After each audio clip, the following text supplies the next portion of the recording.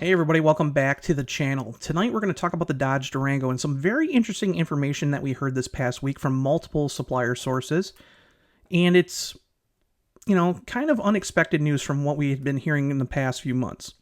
So, according to our supplier sources, I posted this just a few minutes ago on MoparInsiders, that the current Dodge Durango is going to stay around for a couple more years. The very interesting thing was that we were hearing that the Durango in its current form would go until 2026. After 2026 would be discontinued, and then we'd get a new Gen 4 Durango. Well, it doesn't look like that's happening. Instead, what Stellantis told its suppliers were that it had approved for the current generation Dodge Durango to stay in production to at least 2028, and they were looking at maybe an extra year. So that's very interesting information. Again, multiple sources reached out to us and told us this, and it kind of, we looked into it, and it sounds like that's for sure going to happen. It kind of contradicts what we've seen in the tentative agreement for the UAW and Stellantis back in 2023. Here's part of that tentative agreement that was put forth back in November of 2023. And you can kind of see current Dodge Durango WD will continue through 2025. And here it says, Detroit Assembly Complex, which is made of the Mack plant and the Jefferson North plant. And the Jefferson North plant is actually the plant that produces the Dodge Durango. In the bottom here, we actually see it says next generation Durango D6U, including ICE and BEV in 2026. So 2026 would have been an introduction for the 2027 model year. So that's what we all assumed. And then in September of this past year, Auto Forecast Solutions actually broke the news that they had been hearing that the Dodge Durango replacement, so the D6U, would actually be produced at Windsor. And it kind of made sense because the next generation Dodge Durango is going to be based on the Stella Large platform, just like the current Dodge Charger Daytona and the upcoming Chrysler C6X. So kind of made sense. We had been hearing rumors that Alfa Romeo was going to have a E-segment SUV strictly for the US and Canada being built at the Jefferson North plant. So we're like, maybe they're moving it there, because we had actually seen actual internal documents leaked saying that they were going to build an Alfa Romeo vehicle there. So it was kind of news. It made huge headlines, and the UAW absolutely went off because they were ticked that they're going to lose another vehicle to Canada. So the very interesting thing was the UAW kind of threatened to sue Chrysler or Stellantis for not, going through with the contract. It was just a huge debacle. And, this wasn't that long ago. This is in the end of September. So then fast forward to January, and this is where it gets interesting. Carlos Tavares is gone. It's been about a month and a half since he's been gone because he left December 1st. And then all of a sudden we hear news that they're going to revamp their plans for the midsize pickup for Ram. And it was going to go to Belvidere, because it kind of been, they had mentioned that during the contract that, hey, Belvidere's going to build this pickup in 2028. And then it just kind of disappeared. And then there was no plans for Belvidere. I talked to some people that work at Belvidere, and they were saying like, hey, they're making us tear stuff out and send it to Mexico for Ram 1500 production. It doesn't look like anything's going to happen here. Well, they found out literally the day before we did in the media. So in January they announced that. But the weird thing about all this stuff was they actually said that they were looking at moving production of the Dodge Durango, not to Windsor, but to Mexico. What their plans were that because the next generation Dodge Durango was going to be based on the Stella Large platform, they were going to move it to the Toluca plant, which is technically building still the Jeep Compass, the MP Compass, and then it's building the Wagoneer S. Just started production of the Recon, and it will eventually start production of the Cherokee. So it was going to be, instead of sent to Canada, it was going to be sent to Mexico, which a lot of people were furious about. But then they basically confirmed, like, hey, we're going to continue to build the Durango in Detroit. So kind of good news there, okay? But we didn't expect to hear Mexico at all. We didn't hear anything from anybody other than Auto Forecast Solutions kind of thing that, hey, it was going to Windsor. Even the UAW believed it. Fast forward, well, this is actually the month before, Dodge had said, hey, we're going to extend Hemi production. Originally, Hemi production was going to end at the January, February for the Durango. And they decided, hey, we're going to listen to our, fans, and we're going to extend the Hemi through 2025. So after 2025, we're going to get one model year, what we thought of 2026 Dodge Durangos, and they were going to be just Pentastar V6 models.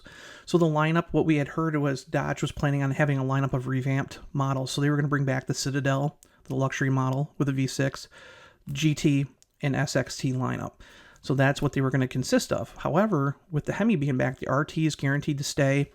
And we actually posted that for 2026, that our sources had said that Dodge is listening to its fans, and the 5.7 liter RT model was coming back for sure. Now, we haven't had confirmation that the Hellcat will return, but it sounds like from what we've been hearing the last couple of weeks, it sounds like it will return for 2026. And it's going to be very interesting because there's an ongoing lawsuit from 2021 from the owners of that model, because it was discontinued in 2022, and they said, hey, just 2021 was going to be the single model year for the Hellcat model. Then they introduced it in 23, had it in 24, 25, and now it looks like it's probably going to be in 26 as well.